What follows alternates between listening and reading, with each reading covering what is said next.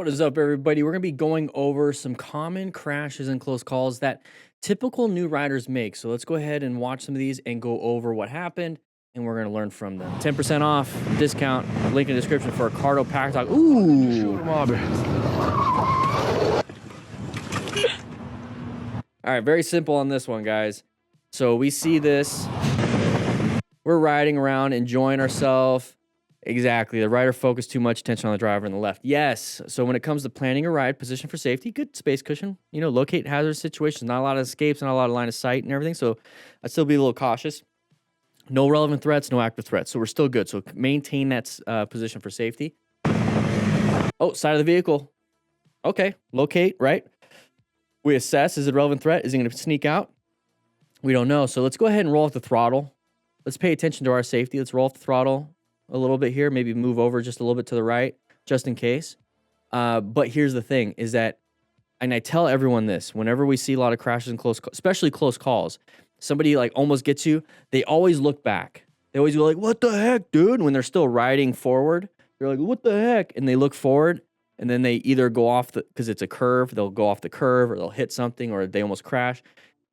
If you manage to avoid a crash, keep focusing on your current ride.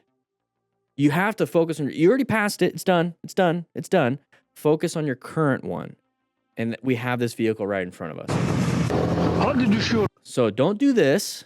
Don't do whatever it was. Okay, Hershala. Let's pay attention. Let's pay attention. Up here. Now we're in a bad spot. If we were paying attention up here the whole time or did a quick look to that, because we can assess, go back to this. He landed it though. Yeah, target fixation to the wrong thing. Ooh. Oh, this music actually gets copyrighted, so I have to mute that. I have to mute that. The last video copyrighted. So there is an already obvious deformity on his skin right there. So he smashed his shin. So this is like a very minor degloving. Guys, please don't look up degloving. Don't look it up with safe search off on Google. Don't look up degloving leg injuries, degloving hand injuries, degloving arm injuries, degloving anything. Don't look it up. It's worse than open book fracture.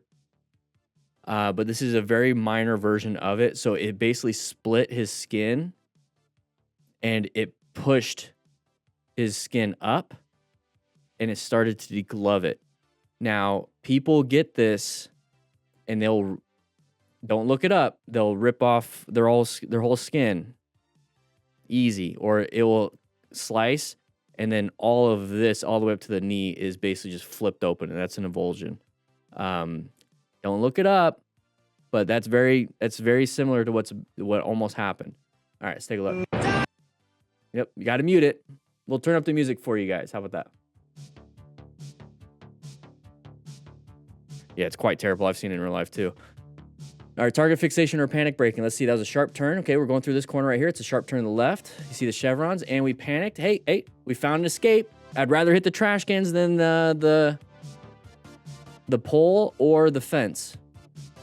Embarrassed. He's gonna move on. Now, here's the thing. You hit the trash cans. So go ahead and pull over, pick up the trash cans, and then check your bike. Take it as an opportunity to pause and check your bike. You looked it up, Weasel? Don't do that. All right, so it was target fixation. Going a little too fast. We got to turn this down a little bit. Target fixation, going a little too fast in the corner. We're going 60, 65. Clap TR1M, okay? Clap TRM. Hopefully you're paying attention in class. Pay attention in class. You're in here. We're reviewing your video. We're going left, and there's the sharp turns. Okay, we noticed those signs. There's one back there, the sharp turn chevrons, basically. So going a little too fast, we got scared. We target fixated on this. We should target fixate on this. Okay, if we're target fixating on the problem, we're going to go towards the problem. If we target fixate on the solution, we're going to go towards the solution. That's what we want to do. Okay, so naturally, it's a natural human instinct. Oh crap, something's about to happen. So then we look at, oh crap, that's about to happen. Soon as you think that, switch. Okay, what do I got to do? Switch it. What do I got to do? If you have to use my voice, think I'm on your shoulder when you're riding. Oh crap. Hey buddy, you gotta target fixate on solution. Target fixate on solution. Target fixate on the solution. Target fixate on the solution. Do that. Hey buddy, target fixate on the solution. Okay, there's my voice. Take it. Target fixate on the solution. Once you see this, oh crap, don't do that. Target fixate on solution. Okay? All right. So anyways, we crash. Did a good job. Missed the pole, missed the fence, hit the trash cans. Still hurts. Got a little damage. Go ahead. He broke his windshield. Okay? So right here, stop. Pick up the trash cans. Take a look at your bike. Because if your bike is damaged and you continue riding and you don't know if it's damaged or not, maybe you're losing some PSI in your tire. Maybe you have a bent rim. Maybe you're starting to leak fork oil and you have another 20 miles to go to get home. It might be best to pull over and call someone to tow your bike. Because if you're riding and at mile 12, all the fork oil is gone. Maybe your PSI went out completely or it's like super low. And then all of a sudden you're on another turn, you crash. Okay, so just go ahead and double check your bike. I know it's embarrassing. All right, looks like it was just raining. Keeping a safe distance. A little bit of wet on the road. Should be fine if you have good tires. That guy's slammed the brakes and he dumped his bike. So you can see it it's hard to see. He's fishtailing right here. So he's come up to, you can see the red light, right? Let's try to get a focused frame. So there's a red light. So you see all the red lights. You see the red tire, the brake lights and everything. Okay, we're coming up to the intersection. It's nighttime. The road is wet. Our tire tread should be good because we check our tires every now and then. We make sure there's no nails and nothing like that. We maintain a good space cushion because if it just rained, the oil and the water will lift the oil up like it's a surfactant and start sliding it up. So typically the oil is kind of embedded into the asphalt, so it's not a big deal unless there's a ton of oil. But once the water brings it up, that's when it gets a little slippery. And that's usually within the first 30 minutes of a rain.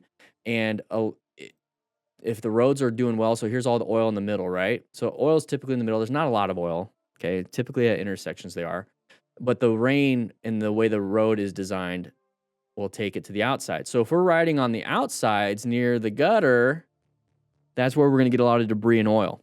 So what I like to do is ride at the tippity top of the crest of the road.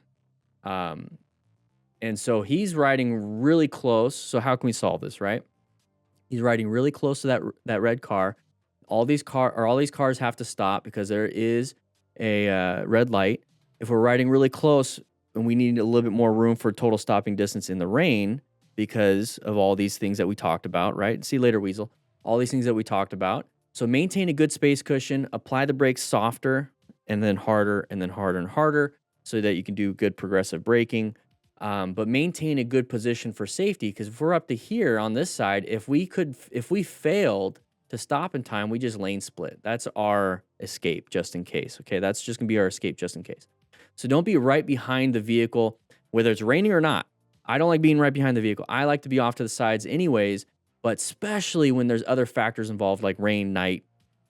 Okay, so this is an intersection problem, guys. Focus on space cushions and positioning when you're coming up to intersections. So what happened here is that he got too close. The vehicle stopped in front of you. Maybe couldn't see as well. Blah, blah, blah, blah, blah. Any reasons why. Got super close, saw it, slammed that rear brake, fishtailed everywhere. Okay, fishtailed everywhere. And then dumped the bike. Okay, so maintain a space cushion. You won't have a lot of these problems. You good, bro? Got it? All right, AZAT Prime. There we go. Tell your buddy, maintain a space cushion. It's just falling apart. Okay, let's go back at the very beginning of this one. All right, so we're coming up to an intersection. This is where the video starts. Intersections are dangerous for motorcycle riders. We've seen a few of them so far. So right here, a left turner. That's very typical when it comes to motorcycle collisions at intersections. Left turners. This person's starting to come out. So when it comes to planning a ride, okay, we're in a position for safety. We already were, we're in our lane. We're doing good. Nothing here. Locating hazardous situations. Hey, intersection. You can see the road. It's a T intersection. That's a hazardous situation. So I'm going to be on high alert for anybody wanting to turn out in front of me. I'm going to assess if anything's going to be happening. Oh, look, there's somebody in our lane. So I assess that it is a relevant threat. how do we navigate now this active threat? Well, first, I mean, they're already in the middle of the turn. Try our best to slow down as best as possible. Do some progressive braking. That's going to hopefully buy us some time to allow that person to go, or buy us time to make a decision.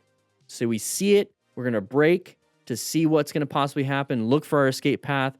Hopefully they're going to continue going so we can just keep going straight. But if they're turning, for them turning left, for us, they're turning to our right, maybe we swerve left into this turn lane. Hopefully nobody's there. You can kind of see there's no shadow behind the vehicle. See all these things that I'm picking up in my brain? Maybe turn into the turn lane and then get back into our lane. What does he do? Swerves right. Very lucky. Now, are we going to be able to maintain? Okay, we swerved right. We got to swerve left to get back in our lane. Because if we keep swerving right, we're going to go to the grass. Nope, we fell down. Okay. It's better than hitting a car. Wear some gear. And I try not to keep anything in my pockets. This is something I learned. Thankfully not for myself, but I've seen it with other people. I try not to keep pens or long objects in my pockets because it can create a leverage inside your pants. So when you hit that ground, it can leverage into your skin and flesh and it'll puncture you. So try not to keep anything in your pockets either, like pens, knives. I get it. You want to wear a knife, maybe put it in the back pocket. I'd rather get my butt punctured. Well, not the hole, but the gluteus. Anyways, we'll move on.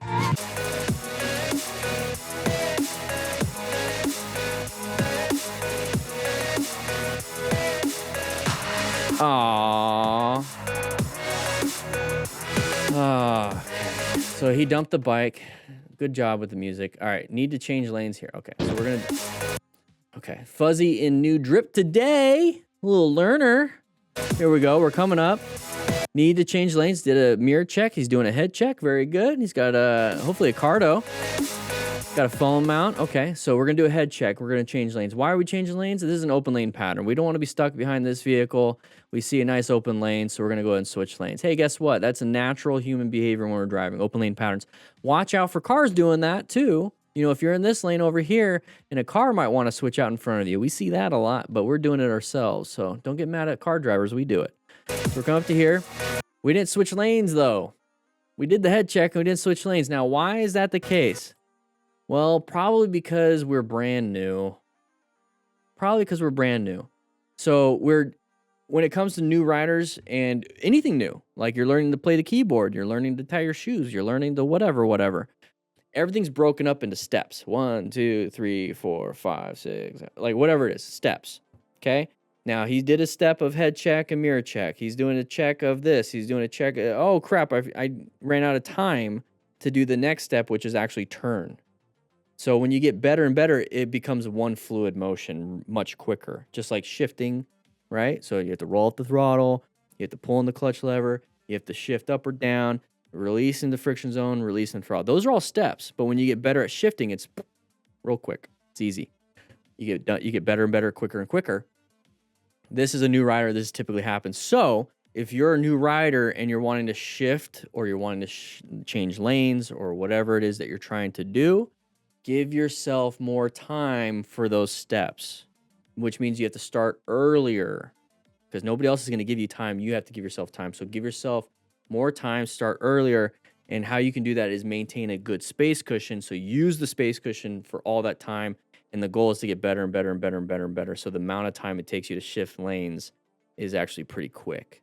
So this naturally happens. It's scary. But as smart riders, this is why we acquire and use personal protective equipment, because if we take too much time and we fail and we dump the bike like this, we're not going to get injured. Hopefully not injured. Hopefully it's going to mitigate injuries.